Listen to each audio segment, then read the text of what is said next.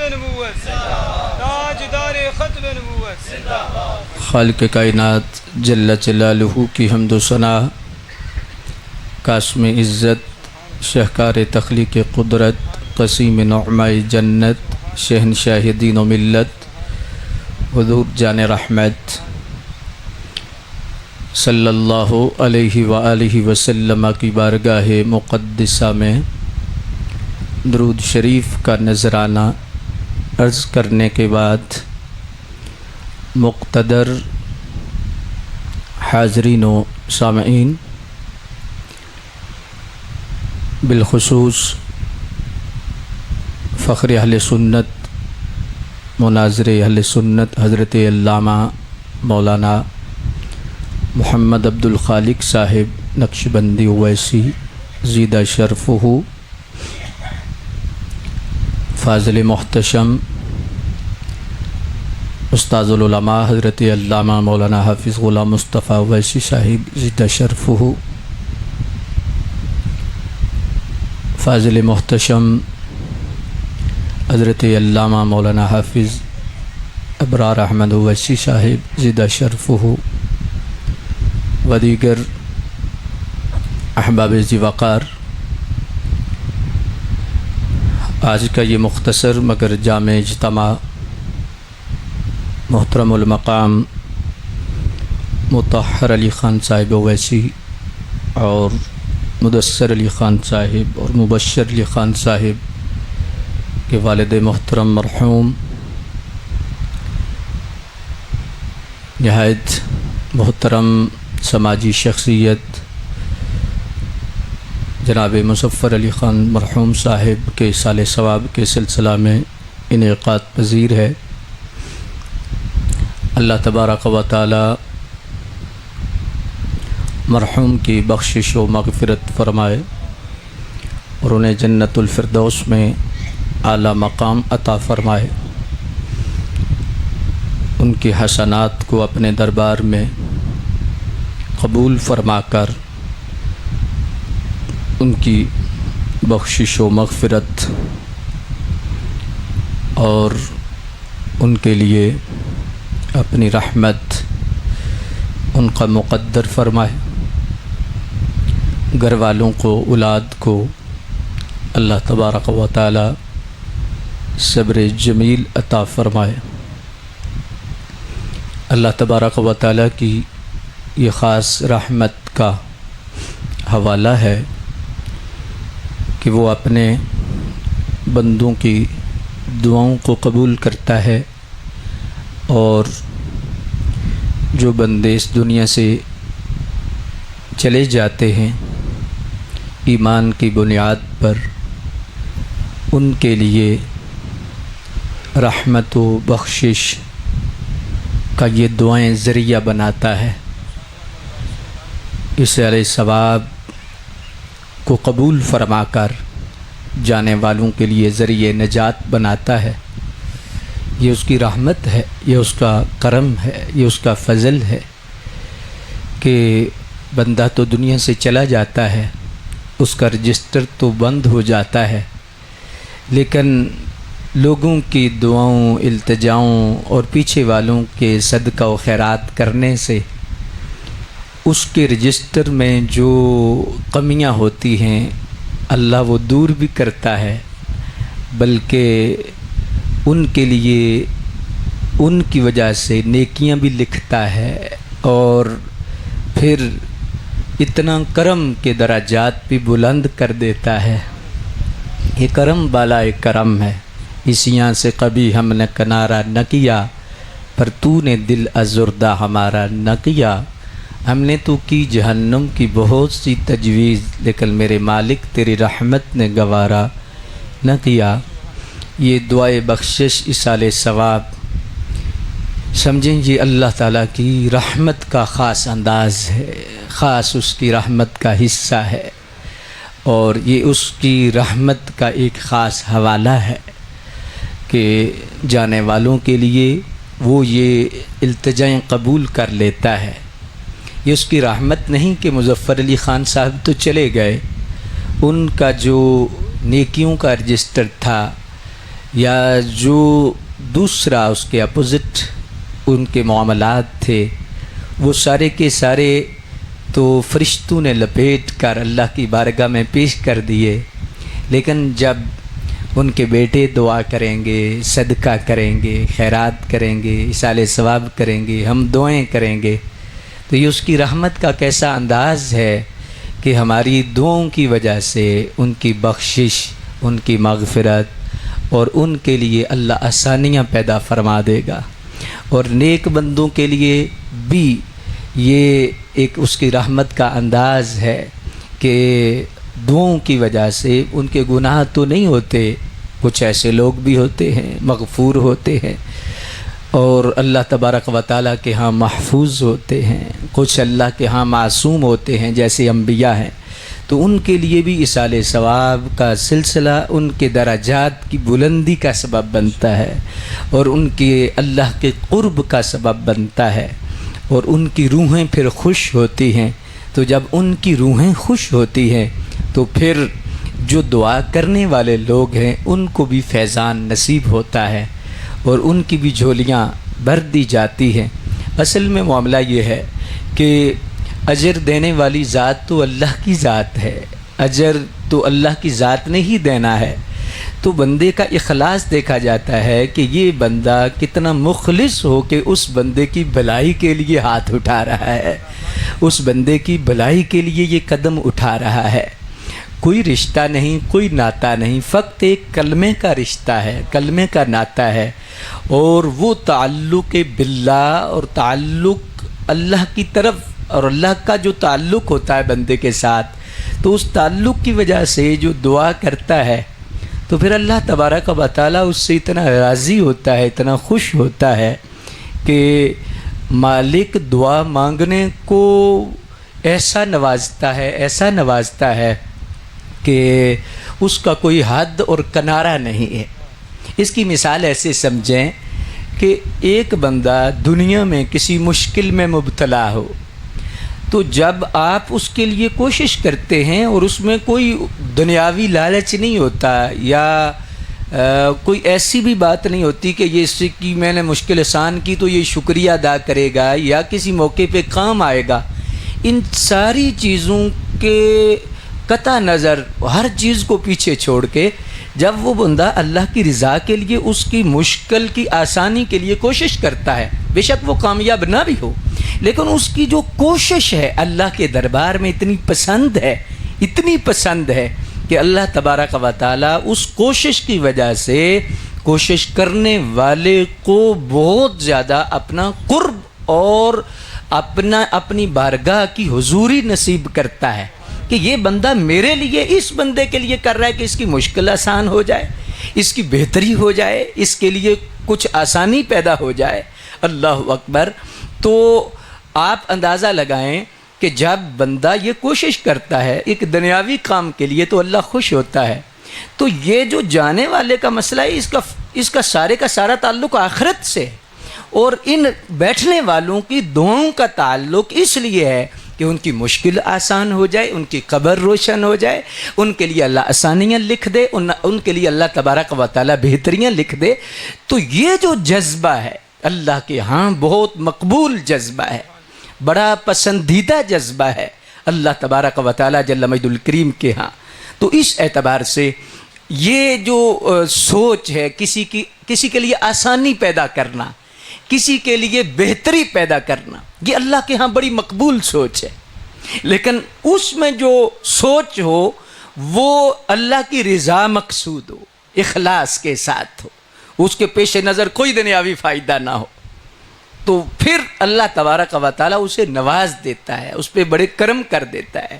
تو اس موقع پر ایک پیغام تو میں یہ عرض کروں گا کہ دوسروں کے لیے آسانیاں پیدا کریں، اللہ آپ کے لیے رستے کھول دے گا، آپ کے لیے وہ وہاں سے رستے پیدا کرے گا جہاں بندے کا گمان بھی نہیں ہوتا۔ اور دوسرا، جب بندہ کسی بندے کے لیے آسانی پیدا کرتا ہے تو اللہ تبارک و تعالیٰ کی ذات اس بندے پر خوش ہوتی ہے، تو اس بندے کے لیے ہر حوالہ سے اللہ تبارک و تعالیٰ آسانیاں پیدا کر دیتا ہے۔ اللہ اکبر. اب دیکھیں کہ ہم جانے والے کے لیے ایک آسانی کا جذبہ لے کے آئے ہیں کہ اللہ ان کے لیے آسانیاں پیدا کرے. تو حدیث میں آیا ہے کہ یہ دعا کرنے والے لوگ جب دنیا سے جائیں گے تو اللہ خود بخود ان کے لیے اسباب پیدا کر دے گا، ان کی آسانیوں کے لیے، ان کی بہتریوں کے لیے، کہ ان کے لیے بھی کوئی ایسے سبب پیدا ہو جائیں گے کہ کوئی رستے سے جاتے گزرتے ایسا کوئی اللہ والا بندہ بیچ میں شامل ہو جائے گا جو ہاتھ اٹھائے گا تو اس کی قبر تا حد نگاہ روشن ہو جائے. اللہ وقت کیونکہ ایسا ہوتا ہے کہ دنیا داری کے اعتبار سے بعض لوگ جنازوں میں شریک ہوتے ہیں تو نیت میں اخلاص نہ ہونے کی وجہ سے وہ دعائیں قبول نہیں ہوتی یا جو وہ نمازیں ہیں وہ قبول نہیں ہوتی. آج ہمارے مسائل جیسے ہیں، میں اس پر تبصرہ تو نہیں کرنا چاہتا کہ ہمارے نماز جنازہ کی صفوں کے اندر کتنے اخلاص والے لوگ ہوتے ہیں، کتنے منہ دکھانے والے ہوتے ہیں، کتنے جو ہیں حاضری لگوانے والے ہوتے ہیں، کتنے فاتحہ لگانے والے ہوتے ہیں، اور کتنا جو ہے وہ کیا کچھ سلسلہ ہے، یہ سارا آپ کو پتہ ہے. اللہ اکبر کہ کیا انداز ہے ہمارا. لیکن اس انداز سے ہٹ کر ہمارا انداز ہونا چاہیے کہ جانے والے کے لیے ہم صرف اللہ کو خوش کرنے کے لیے اور اللہ کو راضی کرنے کے لیے یہ سارے اعمال کریں تو انشاءاللہ یہ وقت دور نہیں کہ دنیا میں بھی اس کا اجر، اور پھر جانے کے بعد جب اس بندے کا وقت آتا ہے تو پھر اللہ ایسے اسباب پیدا کرتا ہے، ایسے اسباب پیدا کرتا ہے کہ بندہ وہ سوچ بھی نہیں سکتا. وہ میں نے جو پہلی نشست میں ہی عرض کیا تھا کہ اس کا ادراک صرف اس بندے کو اس وقت ہوگا کہ یہ جو ہم کرنسی اکٹھی کر رہے ہیں اس کا ریٹ اصل میں قبر میں لگے گا. یہ جو نیکیوں کی کرنسی ہے یا یہ جو نیک اعمال کی کرنسی ہے اس کا ریٹ ہمیں دنیا میں نہیں پتہ چل رہا، اس کا اندازہ اور اس کا ادراک ہمیں دنیا میں نہیں ہو رہا کہ آج جو آپ اس شدت والے موسم میں دور دراز سے آ کر یہاں پر بیٹھے ہیں اور اخلاص کے ساتھ دعا میں شریک ہوئے ہیں، آپ کے دل میں تو سکون ہے لیکن اس کا ادراک نہیں کہ اس کا وزن کتنا ہے، اللہ کے ہاں اس کا مقام کتنا ہے، اللہ کے ہاں اس کا مرتبہ کتنا ہے. ہاں اس کا ریٹ قبر میں پتہ چلے گا کہ کیا ریٹ ہے. امام رازی نے ایک حضرت سلیمان علیہ السلام کے حوالہ سے ایک واقعے کی طرف اشارہ کیا ہے اور میں بھی وقت کو ملحوظ خاطر رکھتے ہوئے وہی اشارہ آپ کے سامنے رکھنا چاہتا ہوں.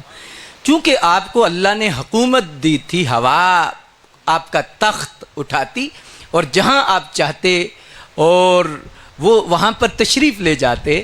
جنات پر حکومت تھی، ہوا پر حکومت تھی، اور اللہ تبارک و تعالیٰ نے بہت سارے کرم نوازی ان پہ فرمائی تھی. اللہ اکبر جل شانہ. اور یہ نبی کریم صلی اللہ علیہ وسلم کی جو اللہ نے حکومت عطا فرمائی ہے سارے جہانوں پر، اس حکومت کا ایسا سمجھیں کہ صدقہ تھا. اللہ اکبر جل شانہ.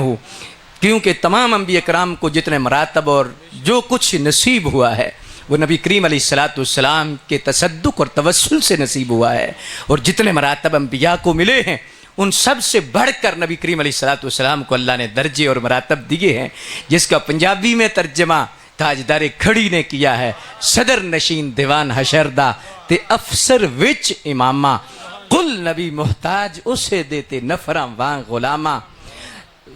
ذوالقرنین سلیمان جے خدمت غار کہاندے، عیسیٰ خاک تو ساڈے دردی گن تیمم کردہ، تائیوں دست مبارک استا شافی ہر ضرردہ. اللہ اکبر جل شانہ. تو تلک الرسل فضلنا بعدهم على بعد منهم من کلم اللہ ورفع بعدهم درجات. اللہ اکبر. تو جو سرکار کے درجے ہیں وہ گمان سے بھی بالا تر ہیں. اللہ اکبر جل شانہ. حضور کے مقام و مرتبے کو نہ پا سکتا ہے نہ دیکھ سکتا ہے، گمان بھی نہیں کر سکتا کہ اللہ کے ہاں نبی کریم علیہ السلام کا مرتبہ اور مقام کیا ہے. اللہ اکبر جل شانہ. تو حضرت سلیمان علیہ السلام کو جو حکومت ملی تو آپ کا تخت جا رہا تھا، تو ایک بندے نے تخت کو دیکھ کے کہا سبحان اللہ، اللہ پاک ہے، اتنی شانوں والا ہے جس نے اپنے بندوں کو یہ شانیں دی.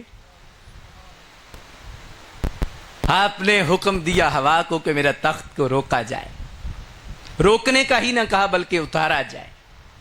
اس شخص کے پاس وہ تخت اترا.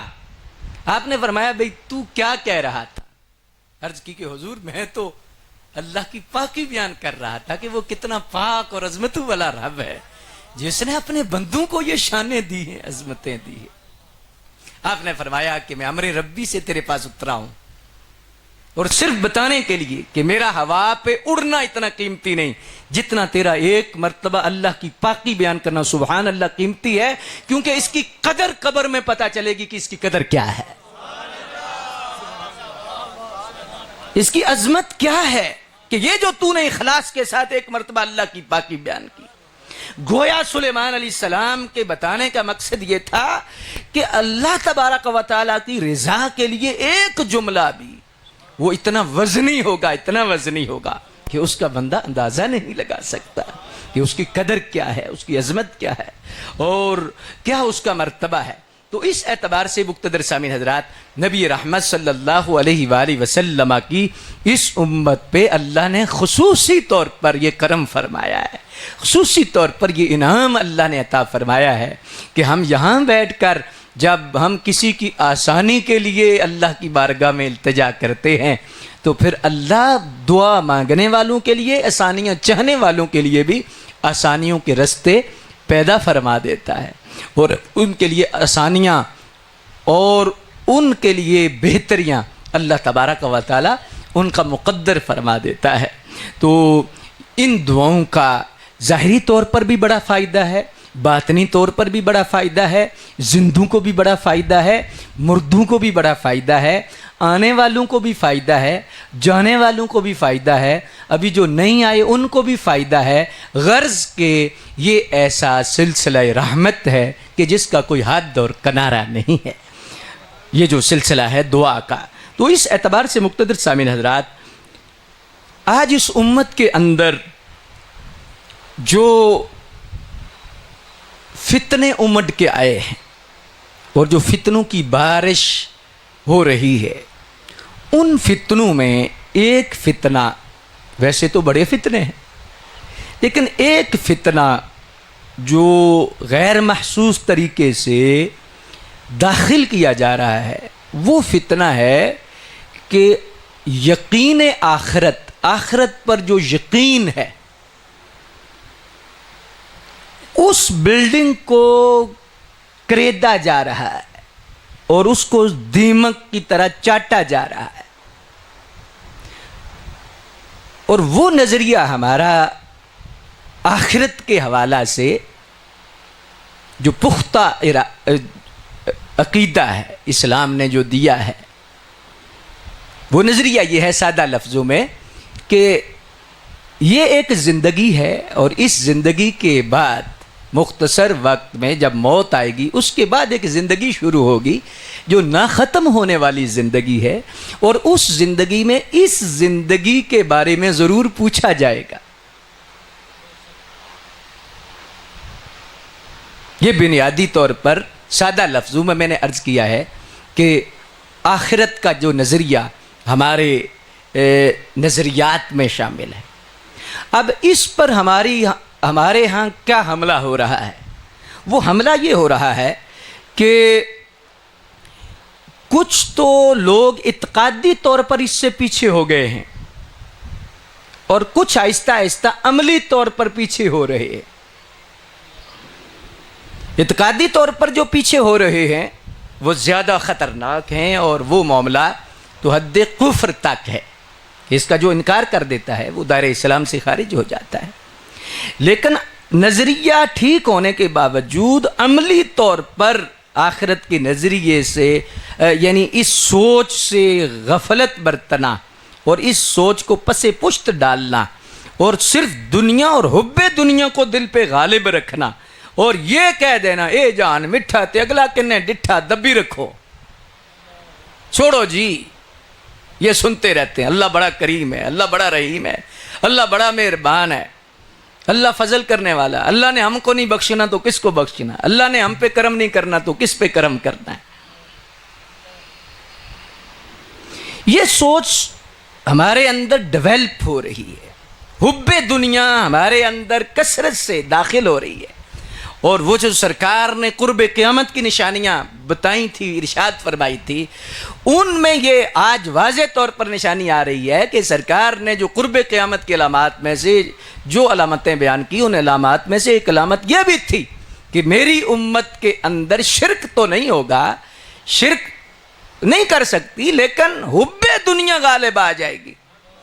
اور دنیا کی محبت کا غلبہ اس طرح آ جائے گا کہ وہ دنیا کی محبت غالب آ جائے گی اور یہ مغلوب ہو جائیں گے. تو اس اعتبار سے آج وہ سارے کا سارا سلسلہ ہمارے سامنے موجود ہے کہ ہم سارا کچھ سمجھتے ہیں، ایمان بھی رکھتے ہیں، ایمان رکھنے کے باوجود بھی پھر جب عملی زندگی میں آتے ہیں تو حب دنیا اتنی غالب ہے کہ ہم اسلام کے اصولوں کو، شریعت کے اصولوں کو، قرآن کے اصولوں کو ہم صحیح سمجھتے ہوئے بھی ہم ٹھکرا دیتے ہیں، عملی طور پر ٹھکراتے ہیں. اور ہمارا جو کردار اور عمل ہے وہ ان سارے نظریات کے الٹ چل رہا ہوتا ہے. یہ صرف حب دنیا کا کارنامہ ہے جس کی وجہ سے ہمیں یہ خوبصورتی نظر آ رہی ہوتی ہے اور وہ چیز مشکل نظر آ رہی ہوتی ہے. حالانکہ نبی کریم صلی اللہ علیہ وسلم نے فرمایا، جس کا مفہوم شریف ہے کہ اللہ جس پہ کرم کرتا ہے اس کے لیے آخرت والے اعمال آسان کر دیتا ہے اور ان میں حسن انہیں دکھاتا ہے. اور جن کی بدبختی ہوتی ہے ان کو دنیا کا حسن نظر آتا ہے. نماز مشکل لگتی ہے، قرآن مشکل لگتا ہے، دین پہ چلنا مشکل لگتا ہے، سود کو چھوڑنا مشکل لگتا ہے، رشوت کو چھوڑنا مشکل لگتا ہے. دنیا کے سارے معاملات ان کے لیے جو ہے وہ آسان لگتے ہیں اور آخرت ان کے لیے جو عمل کرنا لگتے ہیں ان کا دل گھٹتا ہے. اور دل جب گھٹتا ہے تو کہتے ہیں چلو اللہ کریم ہے، مہربان ہے، یہ کر لو، اللہ معاف کرے گا. حالانکہ حضرت بھائی یزید بسطامی رحمۃ اللہ تعالی علیہ اور دیگر عرفاء کا قول ہے کہ جس کا مفہوم آپ کے سامنے رکھنا چاہتا ہوں. وہ فرماتے ہیں کہ جو شخص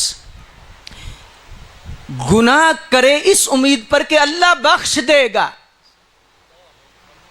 گناہ کرے اس امید پر کہ اللہ مہربان ہے، اللہ بخش دے گا.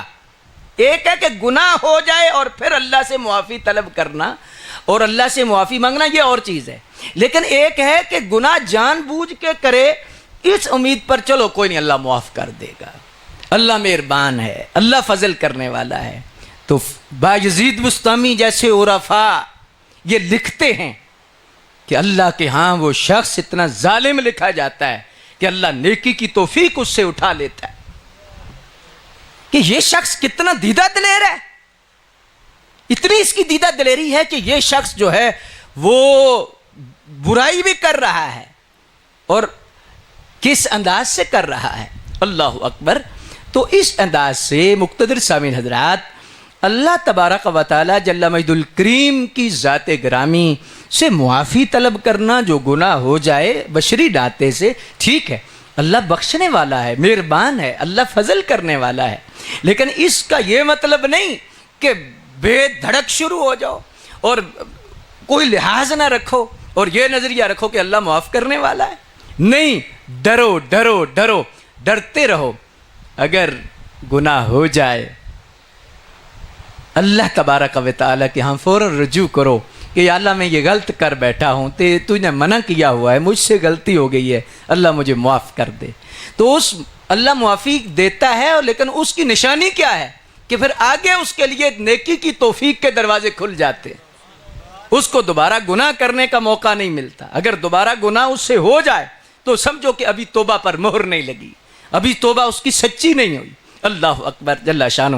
تو اس اعتبار سے کچھ تو عملی طور پر ہم پیچھے ہیں فکر نظریہ آخرت سے، اور کچھ مجموعی طور پر آج جو تعلیم اور جو سسٹم ہمارا آ رہا ہے، آج جو لیبرل طبقہ ہے، سیکولر طبقہ ہے، یہ جتنے طبقات ہیں، یہ اندرونی طور پر اس نظریے کو کے مخالف چل رہے ہیں.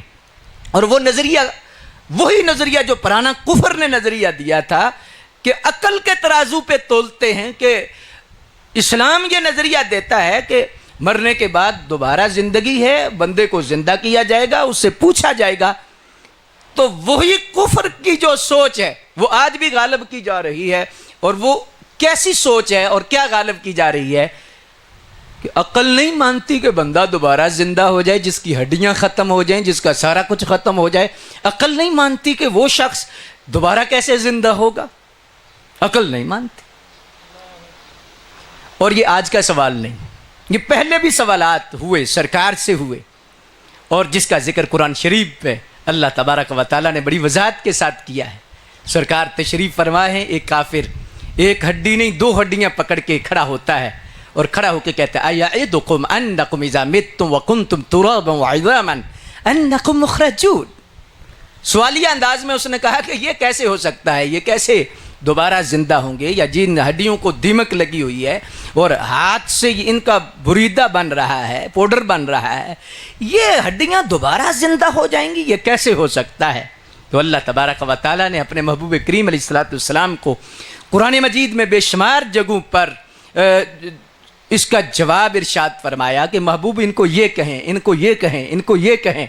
اور واضح ارشاد میں واضح طور پر سورہ یاسین شریف کا آخری رکوع پڑھیں تو اس میں اللہ تبارک و تعالیٰ نے اس چیز کا جواب دیا کہ محبوب آپ فرمائیں، میں تو اس سے بات نہیں کرنا چاہتا، لیکن آپ اس سے فرمائیں کہ جو کہہ رہا ہے. پہلے سوال ہے قال من یحیی العظام وہی رمیم. قال اس نے کہا من یحیی العظام وہی رمیم، یہ جو ہڈیاں ہیں یہ کیسے زندہ ہو جائیں گی، یہ گوشت پوشت جس سے جھڑ گیا ہے یہ دوبارہ زندہ ہو جائے گا، کیسے ہوگا. قال من یحیی العظام. تو اللہ نے فرمایا محبوب اس سے فرماؤ قل یحییھا الذی انشأھا اول مرہ وہو بکل خلق علیم الذی جعل لکم من الشجر الاخضر نارا فاذا انتم منہ توقدون اولیس الذی خلق السماوات والارض بقادر على ان يخلق مثلهم بلى وهو الخلاق العلیم انما امره اذا اراد شيئا ان يقول له كن فيكون. فرمایا محبوب اس سے فرما دیجئے یہ جو آج کہہ رہا ہے بڑے تمتراک اور دھڑلے سے کہہ رہا ہے کہ دوبارہ کیسے زندہ ہوگا، اس سے پوچھئے قل یحییھا الذی انشأھا اول مرہ. آج تو گوشت پوشت بنا ہوا ہے، ہڈیوں پہ گوشت ہے، پورا جسم ہے، لیکن اس سے پوچھئے کہ جب کچھ بھی نہیں تھا قطرے سے لوتھڑا کس نے بنایا تھا. آج تو ایک پوری کی پوری باڈی بنی ہوئی ہے جو مٹی میں گئی ہے، پھر اس کا گوشت پوشت جھڑا ہے، پھر ہڈیاں ختم ہوئی ہیں. یہ تو ایک ہے، یہ تو سسٹم پورے کا پورا ایک انسان ہم نے بنایا ہے، اور اس کے بعد یہ سوال ہو رہا ہے کہ زندہ کیسے ہوگا. اس سے یہ سوال کریں، اس سے مشکل کام تو یہ تھا کہ کوئی نقشہ نہیں، کوئی سٹرکچر نہیں، کوئی باڈی نہیں، کوئی ہڈی نہیں، کوئی گوشت نہیں، ایک قطرے سے ہم نے یہ نقشہ بنا کر اتنا بڑا انسان بنایا. وہ کیسے بنا تھا؟ وہ مشکل تھا یا یہ مشکل ہے؟ اب دیکھیے سادہ لفظوں میں مزید اس کو سمجھانے کے لیے عرض کرتا ہوں کہ یہ ایک بلڈنگ بنی ہوئی ہے.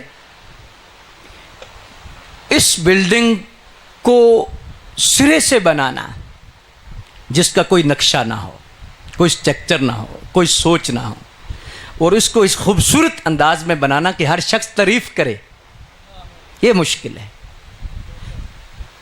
ڈیمالش کر کے اس کو گرا کر کہنا کہ اس کو دوبارہ بناؤ یہ آسان ہے.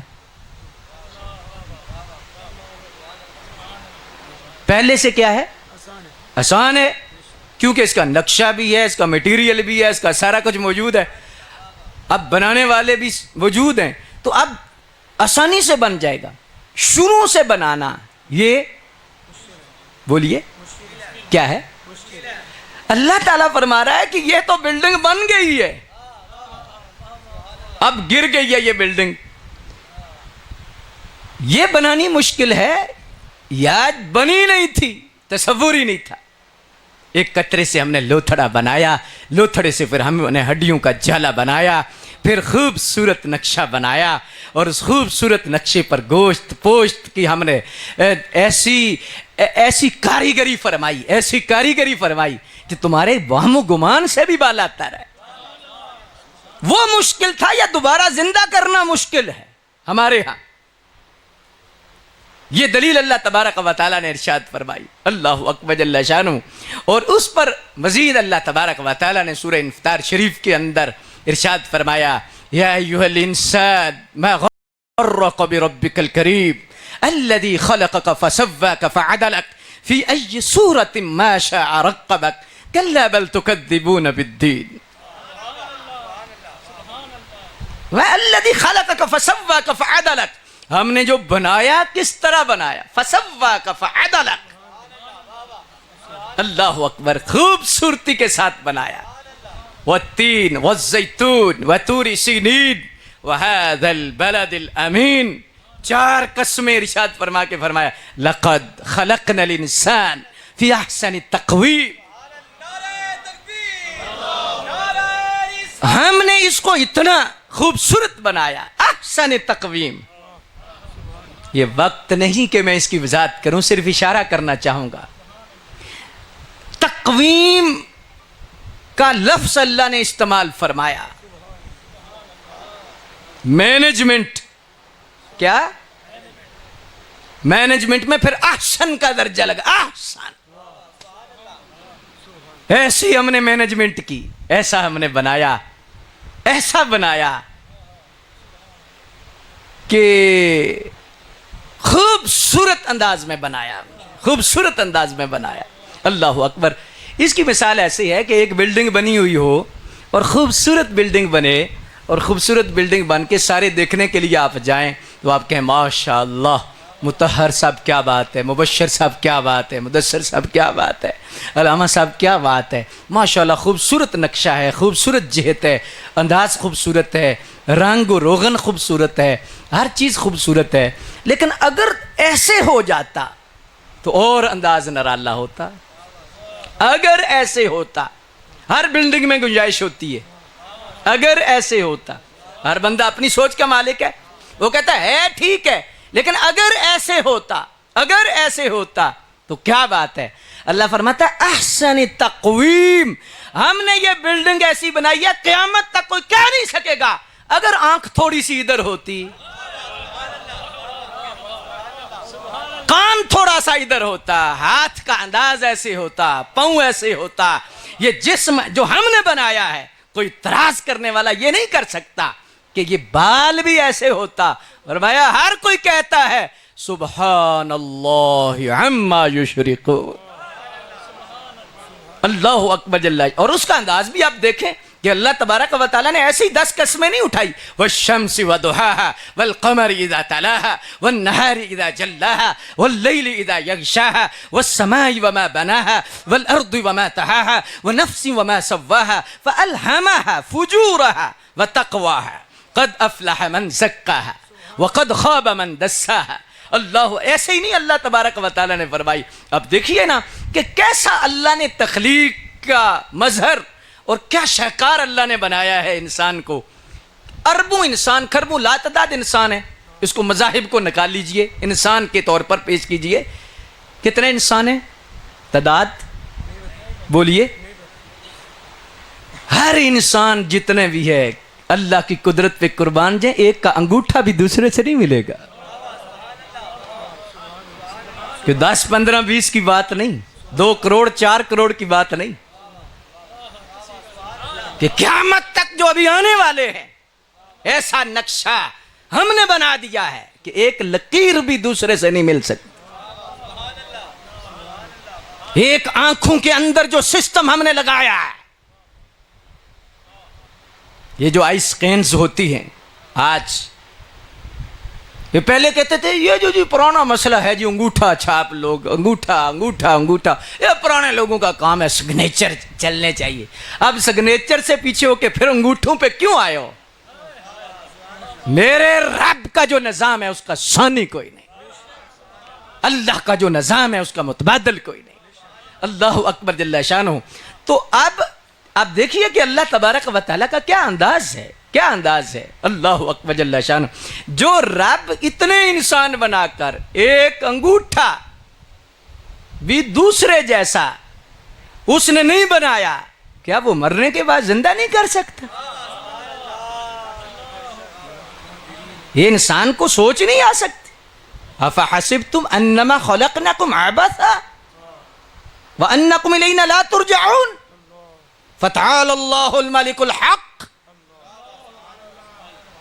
اللہ اکبر اتخلقونہ ام نحن الخالقون اتزرعونہ ام نحن الزارعون لو نشاء لجعلناه حطاما فظلتم تفکہون انا لمغرمون بل نحن محرومون افرأیتم الماء الذی تشربون اانتم انزلتموہ من المزن ام نحن المنزلون. یہ جو بارش ہم پانی نیچے سے لے کر اوپر جاتے ہیں اوپر سے پھر گراتے ہیں. یہ کون نیچے سے لے کے جاتا ہے اور اوپر سے کون گراتا ہے؟ پھر اوپر سے ہم برف بھی بنا دیتے ہیں پھر سارا کچھ بنا دیتے ہیں. یہ کون ہے؟ یہ تم نے تخلیق کی ہے یا ہم نے کی ہے؟ اللہ اکبر جل شانہ. فرمایا کہ ایک دانہ تم زمین میں بوتے ہو اور زمین میں دانہ جب تم بوتے ہو ایک دانہ بوتے ہو تم اپنی کوشش کے ساتھ بو کے چلے آتے ہو. اس کو نرم کون کرتا ہے؟ زمین کے سینے سے ننھی سی کمپل کون نکالتا ہے؟ پھر کون آندھیوں سے بچاتا ہے؟ پھر کون طوفانوں سے بچاتا ہے؟ اللہ اکبر. سبع سنابل فی کل سنبلۃ مئۃ حبۃ واللہ یضاعف لمن یشاء واللہ واسع علیم. اللہ تبارک و تعالیٰ فرماتا ہے کہ ایک دانہ تم نے دیا ہم نے پھر 7 سٹے دیے. ہر بالی میں سے 100 دانہ دیا. ایک دانے سے 700 دانہ کس کریم نے دیا تمہیں؟ ابھی بھی تمہارے اندر سوچ آتی ہے کہ عشر کیسے دیں، اللہ کے راستے میں کیسے دیں؟ جس نے ایک دانے سے 700 دانہ دے دیا ہے. اللہ اکبر اللہ. وہ بھی ہم تمہارے بھلے کے لیے مانگتے ہیں. اللہ فرماتا ہے ہم بھلے کے لیے مانگتے ہیں کہ تمہارا یہ مال پاکیزہ ہو جائے گا اور اس پر حفاظت کی مہر لگا دی جائے گی اور پھر اور وسعت کے دروازے ہم تم پہ کھول دیں گے جب تم زکوٰۃ دو گے. اللہ اکبر. چونکہ گورنمنٹ کو جو ٹیکس صحیح معنوں میں دیتا ہے پھر گورنمنٹ کی حفاظت اس پر جو ہے وہ ہو جاتی ہے، گورنمنٹ کے ذمے ہو جاتا ہے. یہ دنیا کی گورنمنٹیں اس میں تو کمی کوتاہی ہو سکتی ہے، نظام میں خرابیاں ہو سکتی ہیں، لیکن جو رب نے زکوٰۃ کا نظام مقرر کیا ہے جو بندہ اخلاص کے ساتھ اس نظام پہ چلتا ہے پھر اللہ کی حفاظت اس پہ آ جاتی ہے. پھر اللہ کے فرشتے مقرر ہو جاتے ہیں کہ یہ بندہ میرے کہنے کے مطابق زکوٰۃ دیتا ہے، ایک قسم کا ٹیکس ہمیں دیتا ہے. اس کا مال چوری نہ ہو، اس کا مال ضبط نہ ہو. اور ہم نے دیکھا ہے سیدہ عائشہ صدیقہ رضی اللہ تعالیٰ عنہ فرماتی ہیں، حدیث شریف کا مفہوم ہے کہ حضور نے فرمایا کہ جو بندہ صحیح معنوں میں زکوٰۃ دے دے اس کا مال اللہ کے ذمے آ جاتا ہے، اللہ حفاظت فرماتا ہے. اللہ اکبر جل شانہ. کاش ان معاملات کو سمجھ جائیں. بہرحال کہ ایک دانے سے اللہ نے 700 دانے دیے. وہ رب مرنے کے بعد زندہ نہیں کر سکتا. اچھا پھر ایک اور مثال دے کے اپنی گفتگو کو سمیٹنا بھی چاہتا ہوں. اللہ اکبر جل شانہ. اس لیے کہ یہ نتیجہ خیز ہو جائے. نسقيكم مما في بطونه من بين فرث ودم لبنا خالصا سائغا للشاربين. ورنہ یہ جو تم دودھ پیتے ہو کیسا دودھ ہے؟ چٹا دودھ ہے اور میٹھا دودھ ہے، مزیدار دودھ ہے. لیکن دودھ تو تم نے پی لیا لیکن تفکر نہیں کیا، غور نہیں کیا کہ یہ دودھ آیا کہاں سے ہے. فرمایا من بین فرث ودم. ایک طرف گوبر ہے اور ایک طرف خون ہے. جانور کے اندر کھا گھاس رہا ہے، دے دودھ رہا ہے اس کے اندر خون لیکن دے دودھ رہا ہے. خون اور گوبر کے درمیان خالص دودھ کی نہر، وہ کون سی ذات ہے جس نے جاری کی ہے؟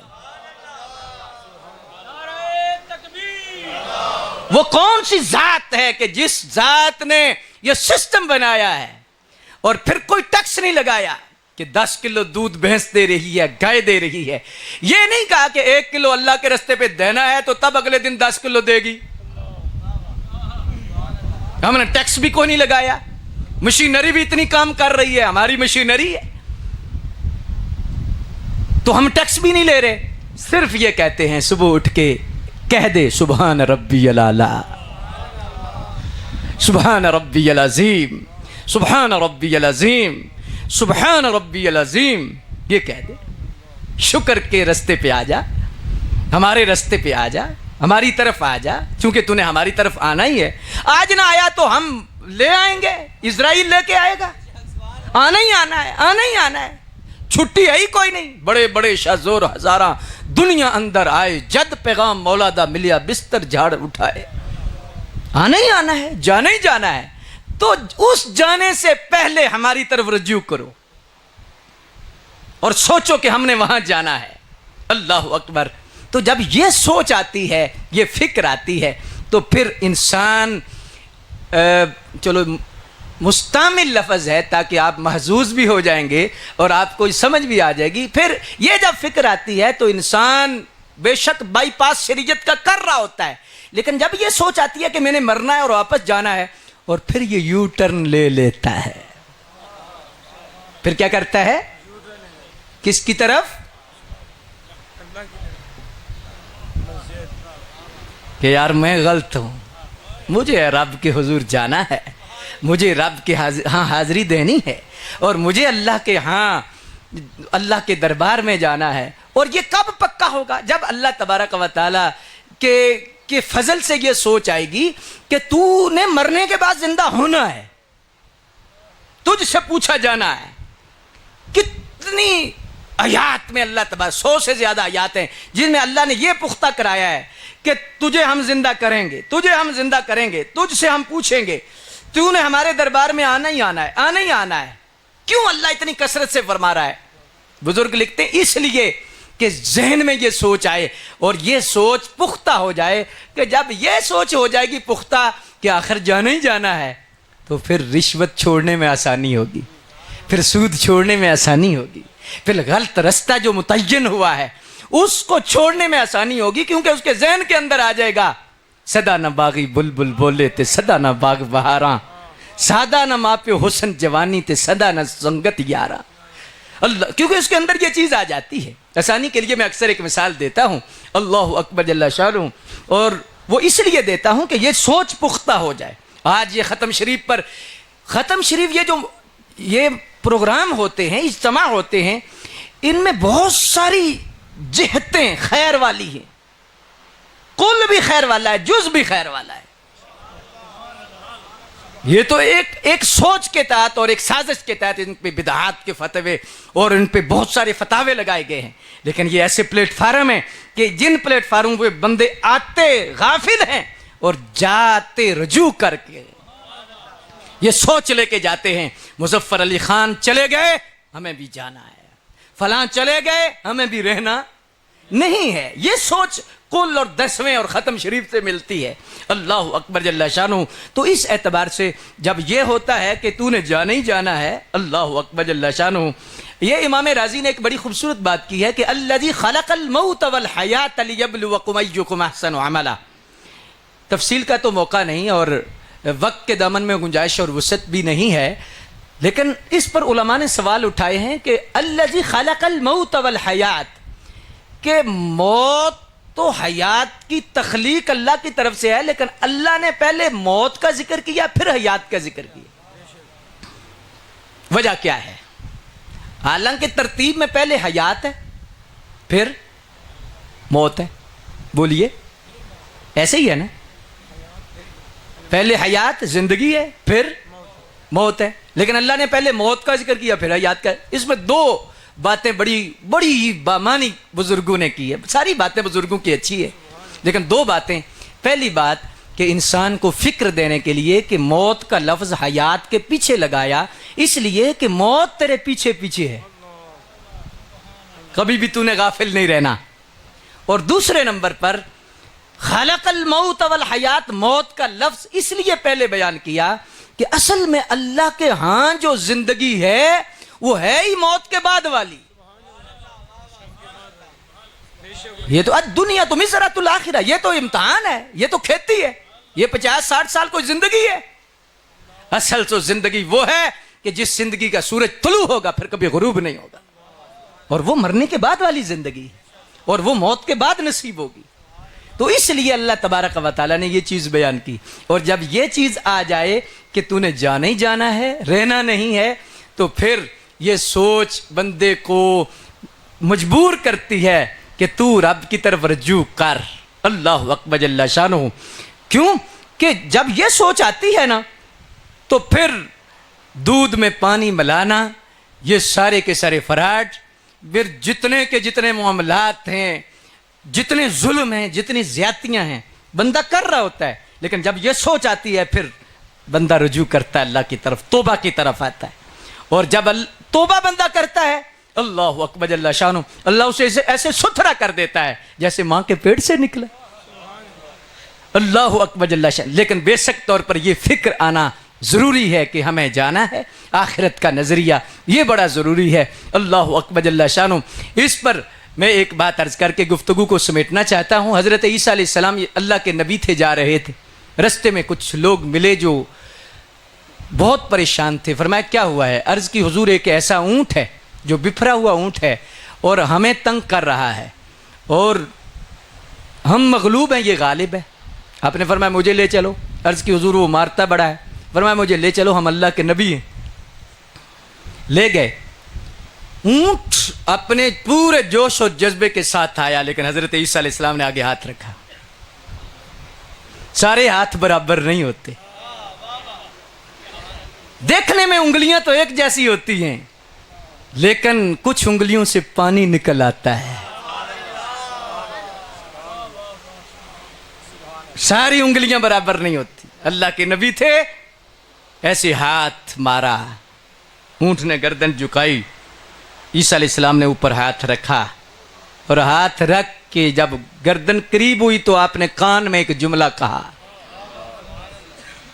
हमारी बातें तो जानवर हो सकता है सुने समझे ना, लेकिन नबियों के मामलात और हैं, अल्लाह के महबूबों के मामलात और हैं, अल्लाह वालों के मामलात बोलो अल्लाह अकबर जल्ला शानो, वो और मामलात होते हैं। सुबहान अल्लाह वल्हम्दुलिल्लाह वला इलाहा इल्लल्लाह वल्लाहु अकबर। पीर मेहर अली शाह साहब के सामने एक अंग्रेज़ आया और आपके हाथ में तस्बीह थी, तो पीर साहब से वो पूछने लगा कि व्हाट इज़ दिस, ये क्या है? तो आपने उल्टा सवाल किया कि तेरे हाथ में क्या है? तो कोई बंदूक थी उसके हाथ में। तो जब आपने ये फरमाया तो उसने कहा कि बंदूक है।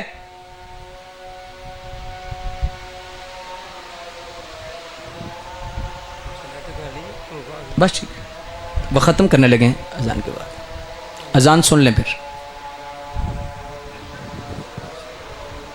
अल्लाह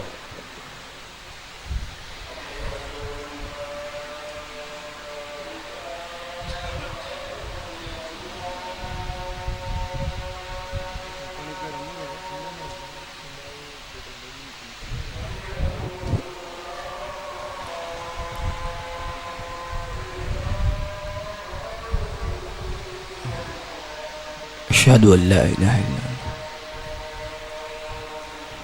अशहदु अल्ला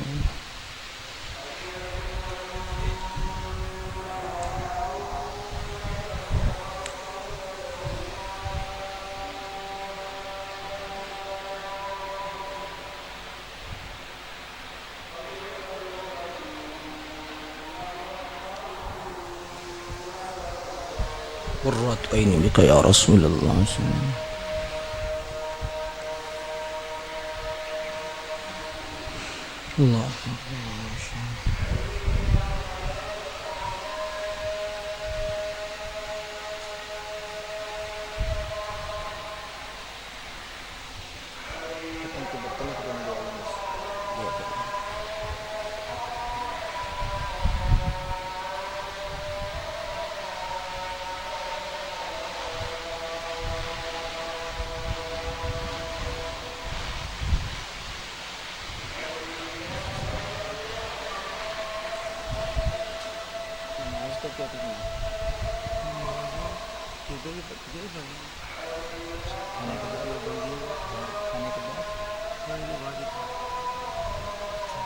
ये लान पर बैठेंगे ऐसे बैठेंगे ऐसे कुछ अभी खाना दिखा। अगर पहले फ़ौरन दिमाग करा दें फ़ौरन कर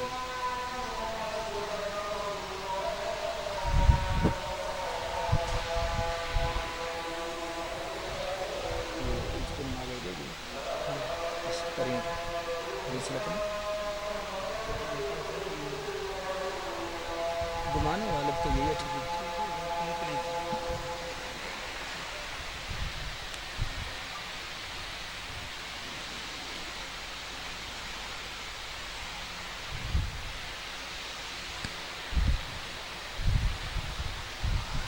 اللہ ہمیں مرتے دم بھی یہ کلمہ نصیب فرمائے، لا الہ الا اللہ محمد رسول اللہ۔ اذان کا جواب ضرور دیا کریں کہ جب بھی اذان ہو نا، تو حدیث شریف کے مفہوم کے مطابق یہ ہے کہ جو بندہ اذان کا جواب دیتا ہے یا ادب کرتا ہے وہ بے ایمان نہیں مرے گا، اللہ اسے مرتے دم کلمہ نصیب کرے گا۔ بعض دفعہ ہم عدم توجہ کا شکار ہو جاتے ہیں، اللہ ہمیں محفوظ فرمائے۔ حضرت عیسیٰ علیہ نبی علیہ الصلوۃ والسلام کی ذات گرامی نے اس اونٹ کو کان میں کچھ کہا، اور انداز کیا تھا؟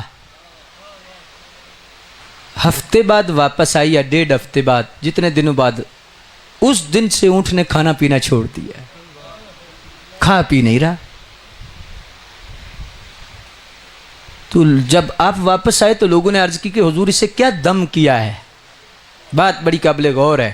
اگر یہ جملہ آپ نے سن لیا تو میں سمجھوں گا کہ میں اپنا پیغام دے چکا ہوں اور کامیاب ہو گیا۔ آپ کی جتنی بھی سمع خراشی میں نے کی ہے، عیسیٰ علیہ السلام نے فرمایا بھی میں نے اسے دم نہیں کیا، میں نے اسے ایک بات کہی ہے، ایک جملہ کہا ہے، ایک جملہ کہا ہے۔ اور وہ جملہ کیا ہے؟ اگر سمجھانے کے لیے پنجابی میں کہوں تو وہ یہ جملہ یہ تھا، فرمایا میں نے اسے کہا ہے تو مرنا نہیں۔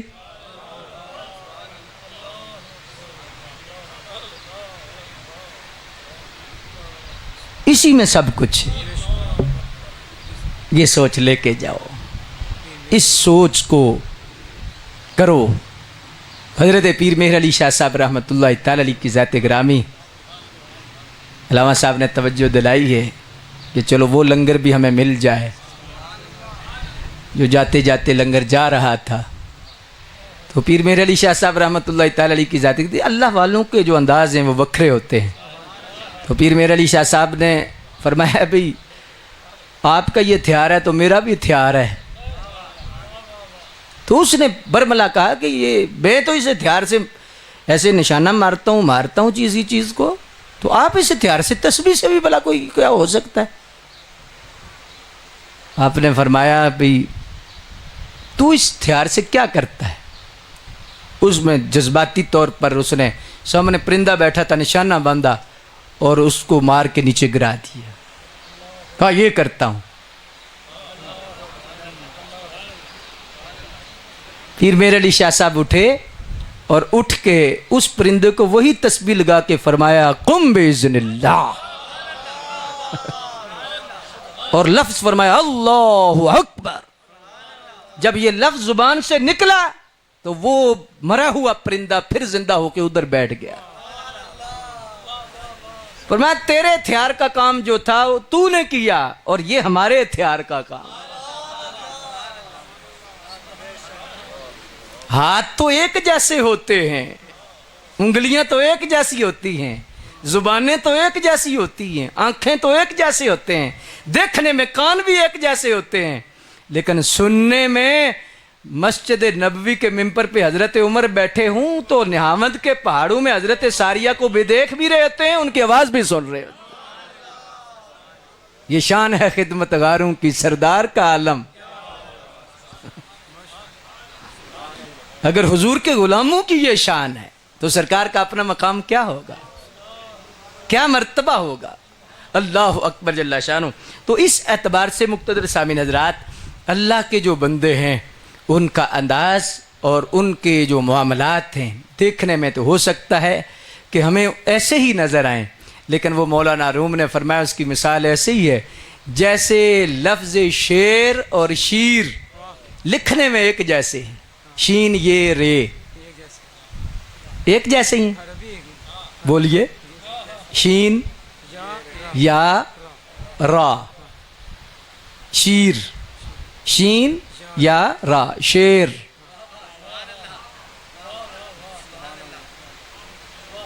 شیر پیا جاتا ہے اور شیر ہر شے کو پی جاتا ہے۔ فرق تو ہے نا، اللہ اکبر جل شانہ۔ تو اس لیے مقتدر سامعین حضرات، اللہ ہمیں سمجھنے کی توفیق عطا فرمائے۔ ان بارگاہوں میں بیٹھنے کا اور ان کا ادب کا فائدہ یہ ہوتا ہے کہ آخرت کا فکر اور آخرت کی زندگی کے بارے میں یہ بندے کا یقین بھی پختہ ہوتا ہے، اور بندہ اس زندگی کی سوچ میں اس زندگی کو بہتر بنانے کی بھی کوشش کرتا ہے۔ اللہ تبارک و تعالی جل مجد الکریم ہمیں حقیقی معنوں میں آخرت کی فکر نصیب فرمائے۔ آج میں نے مختصر وقت میں چند گزارشات اس حوالہ سے عرض کی کہ ان دعاؤں کا فائدہ بھی بہت ہوتا ہے، اور دوسرے نمبر پہ ان مواقع پر ہمیں یہ سوچ پختہ کرنے کا موقع ملتا ہے کہ سدا ہم نے یہاں نہیں رہنا، بلکہ ایک وقت آنا ہے کہ ہم نے جانا ہے، اور جب ہم نے جانا ہی جانا ہے تو پھر آج ہی وہ اعمال ایسے کریں جن اعمال کی قدر و قیمت قبر اور حشر میں اللہ کے نزدیک ہے۔ اللہ تبارک و تعالی مرحوم کی بخشش و مغفرت فرمائے اور انہیں جنت الفردوس میں اعلیٰ مقام عطا فرمائے، نبی کریم صلی اللہ علیہ وسلم کی شفاعت کبریٰ نصیب فرمائے۔ ماشاءاللہ ابھی